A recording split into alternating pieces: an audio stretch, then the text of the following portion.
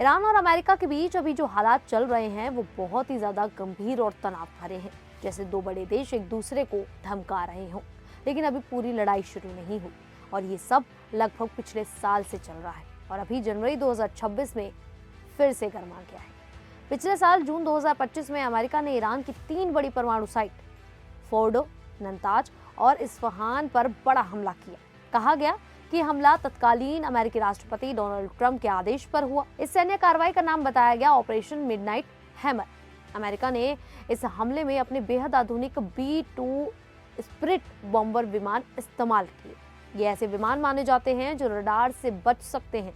ये विमान अमेरिका के मिसौरी राज्य से उड़े और बहुत लंबी उड़ान भरकर ईरान तक पहुंचे। इनसे बहुत भारी बंकर बस्टर बम गिराए गए। ये खास बम जमीन के अंदर गहराई में बने ठिकानों को तोड़ने के लिए बनाए जाते हैं। साथ ही एक सबमरीन से टाइम हॉक मिसाइलें भी दागी गई। अमेरिका ने दावा किया कि ईरान का परमाणु कार्यक्रम पूरी तरह नष्ट हो गया। ये बाद में रिपोर्ट सामने आई जिसमें कहा गया कि साइट्स को भारी नुकसान जरूर हुआ पर वे पूरी तरह खत्म नहीं हुई। शायद ईरान के प्रोग्राम को सिर्फ कुछ महीनों की देरी लगी। ईरान ने जवाब में कतर में मौजूद अमेरिकी बेस की तरफ मिसाइलें दागी, लेकिन वो कोई बहुत बड़ा या निर्णायक जवाब नहीं माना गया। इस घटना को ईरान के लिए बड़ा झटका और अपमान माना गया क्योंकि उसकी सबसे अहम और संवेदनशील जगह निशाना बनी और वो उसी स्तर पर जवाब नहीं दे सका। हमलों के बाद ईरान की हालत अंदर से भी खराब होने लगी। देश पहले से आर्थिक मुश्किलों में था, लेकिन हालात और बिगड़ गए। दिसंबर 2025 से ईरान में बड़े पैमाने पर विरोध प्रदर्शन शुरू हो गए। लोग महंगाई, बेरोजगारी और सरकार की नीतियों से नाराज होकर सड़कों पर उतर आए। सरकार ने इन प्रदर्शनों को रोकने के लिए कड़ा कदम उठाया। कई जगह इंटरनेट बंद कर दिए गए, सुरक्षा बल तैनात किए गए और प्रदर्शनकारियों पर सख्ती बरती गई। रिपोर्ट्स में कहा गया कि बड़ी संख्या में लोग मारे गए या गिरफ्तार हुए, जिससे माहौल और भी ज्यादा तनावपूर्ण हो गया। इसी बीच डोनाल्ड ट्रंप ने जनवरी 2026 में फिर चेतावनी दी। उन्होंने कहा कि अगर ईरान अपनी जनता पर हिंसा जारी रखता है तो अमेरिका बहुत जोर से हमला कर सकता है। उन्होंने ये भी कहा कि ईरान को नई न्यूक्लियर डील करनी होगी, नहीं तो अगला अमेरिकी कदम पहले से ज्यादा सख्त होगा। सोशल मीडिया पर उन्होंने लिखा कि समय खत्म हो रहा है। साथ ही अमेरिका ने मिडिल ईस्ट में अपनी सैन्य ताकत बढ़ा दी। बड़े एयरक्राफ्ट कैरियर जैसे USS अब्राहम लिंकन, जहाज, लड़ाकू विमान और एयर डिफेंस सिस्टम वहां भेजे गए। ट्रंप ने इसे एक बहुत बड़ी सैन्य तैयारी जैसा बताया। कुल मिलाकर अमेरिका ईरान पर दबाव बना रहा है ताकि वो परमाणु कार्यक्रम पर समझौता करे। अमेरिका कहता है कि उसका मकसद सरकार बदलना नहीं बल्कि ईरान को परमाणु हथियार बनाने से रोकना है। लेकिन वहीं दूसरी तरफ ईरान ये दिखाना चाहता है कि वह डर नहीं रहा। इसीलिए उसकी ताकतवर सैन्य संस्था IRGC ने जनवरी 2026 के आखिर में एक छोटा सा एनिमेशन वीडियो जारी किया। यह असली युद्ध का वीडियो नहीं था बल्कि कंप्यूटर से बनाया गया सीन है। वीडियो में दिखाया गया कि अगर अमेरिका का बहुत आधुनिक B-2 बॉम्बर विमान ईरान के आसमान में आएगा तो ईरान की एयर डिफेंस जैसे बॉम्बर 373 मिसाइल सिस्टम उसे पहचान लेगी, निशाना लगाएगी और गिरा देगी।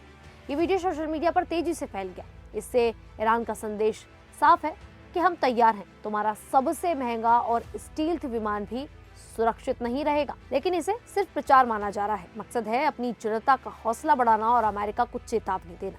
कई लोग इस वीडियो का मजाक भी उड़ा रहे हैं क्योंकि ग्राफिक्स साधारण लगते हैं। सैन्य जानकार भी कहते हैं कि असल में B-2 जैसा स्टील्थ विमान पकड़ना बहुत मुश्किल होता है। पहले भी जब अमेरिका ने B-2 इस्तेमाल किए तब ईरान उन्हें गिरा नहीं पाया था। ईरान पहले भी ऐसे एनिमेशन जारी करता रहा है, कभी इजराइल पर हमले दिखाए, कभी अमेरिकी बेस पर, कभी नेताओं पर। ये सब असली फुटेज नहीं बल्कि मनोवैज्ञानिक युद्ध का हिस्सा माने जाते हैं। मतलब असली लड़ाई से पहले डर दिखाना, ताकत का संदेश देना और राजनीतिक दबाव बनाना। साल 2014 में ईरानी टीवी पर एक एनिमेशन वीडियो दिखाया गया था जिसका नाम था द नाइटमेयर ऑफ वल्चर्स। ये असली युद्ध का वीडियो नहीं था बल्कि कंप्यूटर से बनाया गया सिमुलेशन था। इसमें दिखाया गया कि अगर इजराइल या अमेरिका ईरान पर हमला करते हैं तो ईरान जवाब में क्या कर सकता है। वीडियो में ईरानी मिसाइलों और ड्रोन से इजराइल के बड़े शहरों जैसे तेल अवीव और हाइफा बेन गुरियन एयरपोर्ट पर डिमोन न्यूक्लियर रिएक्टर पर हमले दिखाए गए। साथ ही एक अमेरिकी aircraft carrier USS Abraham Lincoln पर भी हमला दिखाया गया। फरवरी 2020 में एक एनिमेशन वीडियो आया था जिसका नाम था हार्ट्स रिवेंज। ये जनरल कासिम सुलेमानी की हत्या के बाद जारी हुआ। इसमें दिखाया गया कि पहले अमेरिका ड्रोन से हमला करता है और फिर ईरान बदले में अमेरिकी सैन्य बेस पर मिसाइल हमला करता है। मतलब ये वीडियो ये संदेश देता था कि सुलेमानी की मौत का जवाब दिया जाएगा। फिर जनवरी 2022 में ईरान के सुप्रीम लीडर खामेनेई से जुड़े आधिकारिक प्लेटफॉर्म पर एक एनिमेशन वीडियो आया। इसमें दिखाया गया कि एक रोबोट या ड्रोन अमेरिका के राष्ट्रपति डोनाल्ड ट्रंप को उनके गोल्फ कोर्स मारे इलाकों में निशाना बनाता है। वीडियो के साथ लिखा था रिवेंज इज डेफिनेट, यानी कि बदला पक्का है। ये दोनों वीडियो असली घटनाएं नहीं थे बल्कि कंप्यूटर से बने सिमुलेशन थे। इनका मकसद था ये दिखाना कि ईरान सुलेमानी की मौत को भूला नहीं है और वह बदले की बात करता है। नवंबर 2022 में ईरान की सैन्य संस्था IRGC ने एक एनिमेशन वीडियो फिर जारी किया था। ये असली हमले की फुटेज नहीं थी बल्कि कंप्यूटर से बनाया गया लेमिनेशन ही था।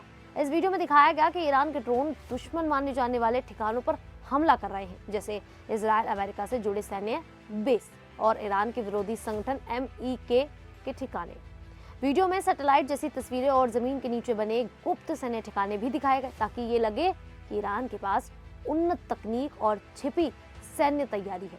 और अब 2026 में ये B-2 स्प्रिट बॉम्बर को गिराने वाला एनिमेशन जारी किया गया। खैर, दोनों देशों की तरफ से धमकियां और दिखावा लगातार जारी है। अमेरिका सेना भेजकर और ट्रंप की बातों से दबाव बना रहा है, इसीलिए ईरान वीडियो चेतावनी और ड्रिल से जवाब दे रहा है। ईरान के विदेश मंत्री ने कहा कि बातचीत के लिए धमकियां बंद करो। अभी कोई नया बड़ा हमला नहीं हुआ है, लेकिन स्थिति नाजुक बनी हुई है। अगर ट्रंप हमला करते हैं तो ईरान मिसाइलों, ड्रोन्स या प्रॉक्सी ग्रुप जैसे हिजबुल्ला हूती से जवाब दे सकता है, जैसे पूरा मिडिल ईस्ट चल सकता है। ईरान कहता है कि वो डील के लिए तैयार है, लेकिन सम्मान के साथ। ट्रंप का प्लान शायद दबाव से डील करवाना है, लेकिन अगर नहीं मानी तो हमला हो सकता है। दुनिया देख रही है, यूरोप शांति चाहता है, रूस चीन अमेरिका की निंदा कर रहा है। आने वाले दिनों में फैसला होगा कि बातचीत होती है या फिर युद्ध बढ़ता है। खैर, ईरान की इस एनिमेशन वीडियो को लेकर आप लोगों की जो भी राय है आप हमें कमेंट करके जरूर बताएं। अभी के लिए इतना ही, फिर हाजिर होंगे ऐसी ही देश और दुनिया जुड़ी बड़ी खबरों के साथ। तब तक के लिए देखते रहिए द न्यूज़ 15।